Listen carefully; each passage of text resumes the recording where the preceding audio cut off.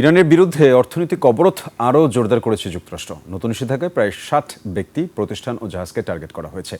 ইরানের অর্থের প্রবাহ বন্ধ করায় এই পদক্ষেপের মূল লক্ষ্য। যুক্তরাষ্ট্রের ট্রেজারি সেক্রেটারি জানান, অপারেশন ইকোনমিক আউটকাস্টের মাধ্যমে তেহরানকে অর্থনৈতিকভাবে বিচ্ছিন্ন করতে চায় ওয়াশিংটন। বিস্তারিত নীলাদ্রি ফারহানা রিপোর্টে।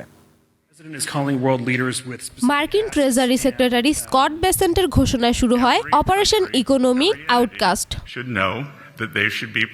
নতুন নিষেধাজ্ঞায় ইরানের তেল পরিবহন নেটওয়ার্ককে বড়ভাবে টার্গেট করেছে যুক্তরাষ্ট্র।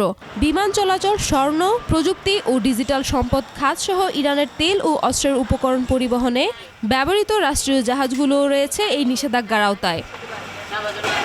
তবে মার্কিন চাপ শুধু ইরানেই সীমাবদ্ধ থাকছে না। তেহরানের সঙ্গে ব্যবসা করা বিদেশি কোম্পানি ও মধ্যস্বত্বভোগীদেরও সতর্ক করেছে ওয়াশিংটন। চীন, সিঙ্গাপুর ও হংকংয়ের সঙ্গে যুক্ত কয়েকটি শিপিং নেটওয়ার্কও নিষেধাজ্ঞার তালিকায় রয়েছে। অর্থাৎ ইরানকে সহায়তা করলে মার্কিন আর্থিক ব্যবস্থায় প্রবেশাধিকার হারানোর ঝুঁকি থাকছে। নতুন নিষেধাজ্ঞাকে সরাসরি প্রত্যাখ্যান করেছে তেহরান। ইরানের অর্থমন্ত্রী আলী মাদানিজাদেহ বলছেন, মার্কিন নিষেধাজ্ঞা মোকাবেলায় তার দেশ পুরোপুরি প্রস্তুত। দীর্ঘদিন ধরে নিষেধাজ্ঞার মধ্যে থাকার অভিজ্ঞতা কাজে লাগিয়ে অর্থনীতি সচল রাখার সক্ষমতা ইরানের রয়েছে বলেও দাবি করেছেন। মার্কিন নিষেধাজ্ঞাকে সামরিক ব্যর্থতার স্বীকারোক্তি হিসেবে দেখছে ইরানের বিপ্লবী গার্ড কর্পস IRGC। সামরিকভাবে জয়ী হলে যুক্তরাষ্ট্রকে অর্থনৈতিক যুদ্ধের পথে যেতে হতো না বলে দাবি।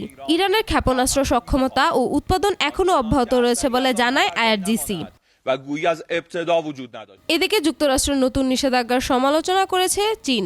দেশটির পররাষ্ট্র মন্ত্রণালয়ের মুখপাত্র বলেছেন, অর্থনৈতিক যুদ্ধ ও সর্বোচ্চ চাপ সংঘাত আরও বাড়াবে।